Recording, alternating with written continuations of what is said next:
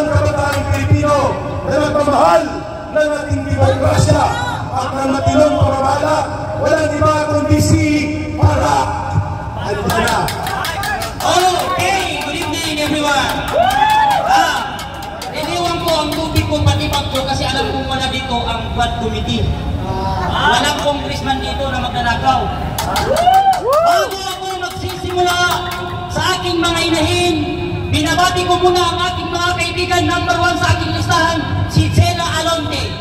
Pangalawa, si Claudine. Yan ang mga putang inang anak ng kontraktor na mga buhaya. Lahat ng politiko at kontraktor na mga magnanakaw, ito ang dapat sa inyo. Pag ang kontraktor at politiko magnanakaw, ibig sabihin, gago, tanga, inutil, tarantado. Pero mo, habang ang mga Pilipino nalulunod sa baha, habang ang mga Pilipino natutulog sa kalye dahil walang bahay, habang ang mga kabataan hindi makapag-aral dahil sa baha, dahil walang baon, dahil sa kahirapan, ang mga politikong nakaupo ay puno ng yaman dahil sa mga ng bayan. Ang tagal-tagal na natin, ilang presidente na ang dumating, hindi pa rin natin nakakamtan ang ustisya sa ating bansa.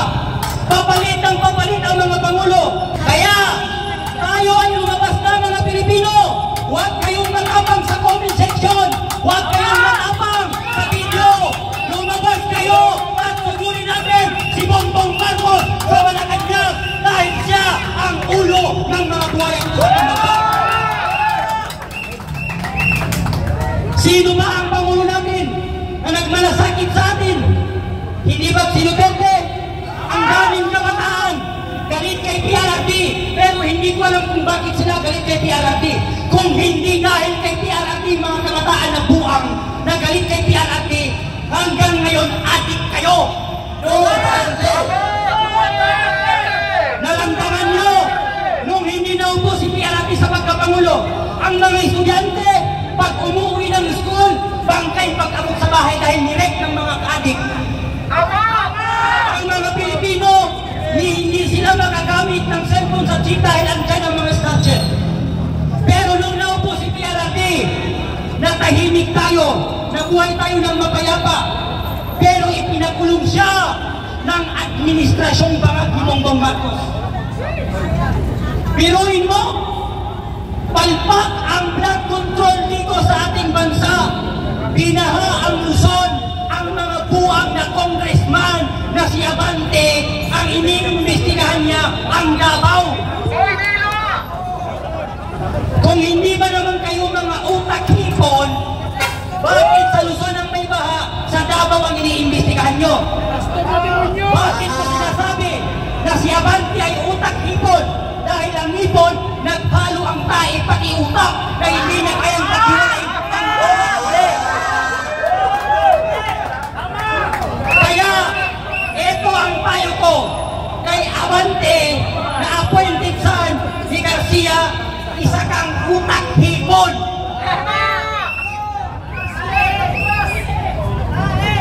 Sa kabila ng paghihirap natin mga Pilipino, lumulusong tayo sa baha, hindi tayo makatulog ng maayos.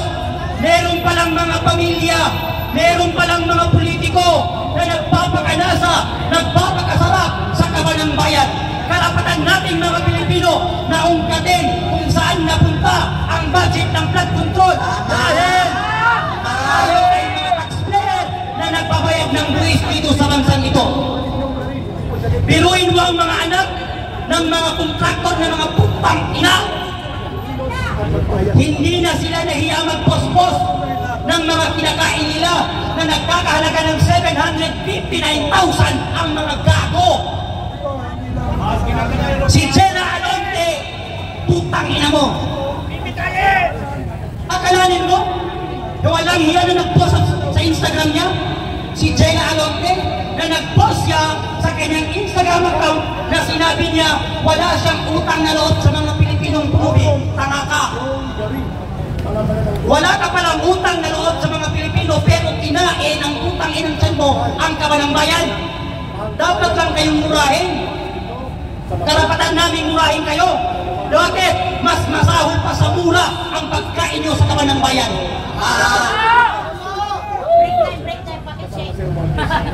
Gayahin natin ang Indonesia, mga Pilipino.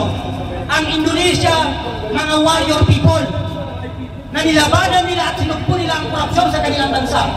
Tayong mga Pilipino, hindi ba natin kayang gawin yun? Kayang-kaya natin gawin yun basta't magsama-sama tayo. Huwag tayong matapang sa comment section. Dapat matapang tayo sa personal. Ako kahit isakasaya ko, kahit mamatay ako ngayon dito, wala akong pakialam kasi mamamatay nila lahat mga congressman na buhaya. Mauuna nga lang ako. Kaya ito ang mensahe ko sa administrasyon korupsyon na puno ng kabangan, puno ng kabubuhan na lahat ng plano ni Bongbong Marcos puro palpak. At ito pa ang mensahe ko sa kay Claire Castro na nakapagsalita ng Malacanang. Sinasabi mo na gumagawa kayo ng malaking investigasyon? Imbestigahan nyo muna ang inyong mga sarili. At ipakulong ninyo ang mga sarili ninyo dahil kayo ay magkakasabwat. Kayo ang magkakasabwat na mga buhatot. Ang pinakamagaling doon ng pulis natin ay si Tore. Tore! Pabulin mo ang mga kontraktor at mga politikong buhaya ng kurakot. Ang pinakamagaling daw na senator natin ay si Risa Ontiveros. Risa na bida-bida! Kulong katin mo ang mga politiko na yan. At ang pinakamagaling daw sa Congress ay si Abante.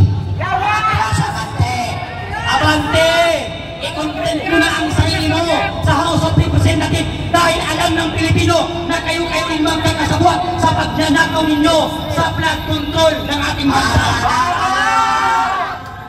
Kaya habang maaga pa, Luzon, Visayas at Mindanao, labanan na natin ang korupsyon sa ating bansa dahil ang tagal na natin naghihirap sa bansang ito, wala pa rin tayong nakakamtang mustisya at kapayapaan sa ating bansa. Bakit? Ang mga nauupo at nananalo ay puro gago at magnanakaw. Thank you.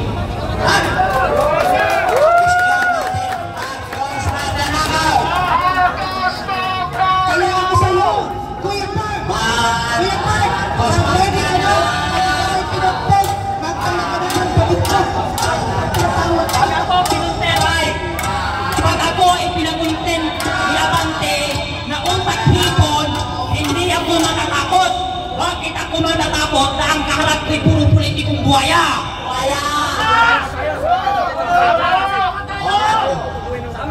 Yun ang boses ng kabataan. Kaya ninyo kabataan, yung nagsasalita, magsalita din kayo. Huwag lang kayo dyan sa TikTok, mga kabataan. Mamulat na kayo, mga kabataan.